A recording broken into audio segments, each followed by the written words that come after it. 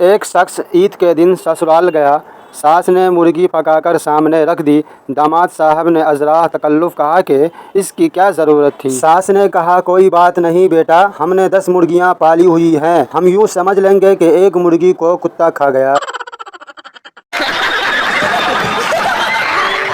Teacher, आपको तमाम चीज़ें स्कूल से ही लेनी होगी, जैसे किताबें, यूनिफॉर्म, जूते, बेल्ट वगैरह। बाप, और तालीम उस्ताज, इसके लिए आप बाहर से ट्यूशन ले सकते हैं।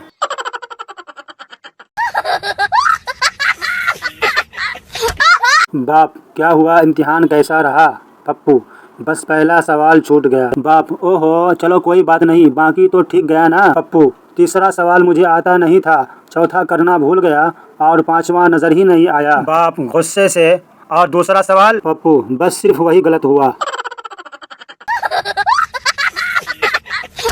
मेरी बीवी पूछ रही थी, मुझे कोई काम नहीं है, कोई वजीफ़ा बता दे, मैं पढ़ती रहूँगी। हमने रटवा दिया, अल्लाहुम्मा आती ज़ौजी ज़ौजतन उख़रा, या अल्लाह मेरे खाविंद को दूसरी बीवी अता फरमा। अब वजीफ़ा जारी है, अल्लाह खैर करे, देखते हैं क्या होता है।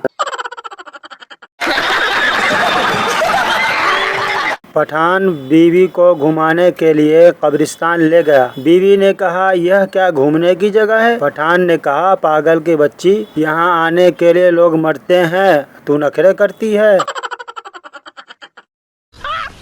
मस्त जोक मारा रे, ये हंस रहे हलकट हंस। आज का लतीफ़ा। पठान, यार आज हमारा जुमे का नमाज कज़ा हो गया। दोस्त, वो कैसे? पठान, हम नमाज के लिए खड़ा हुआ, इमाम साहब बोला, अपने अपने मोबाइल बंद कर लो। मेरा मोबाइल घर पर था, मैं घर गया, मोबाइल को बंद करके आया तो जमात ख़त्म हो चुकी थी। मुझे बहुत अफसोस हो रहा है।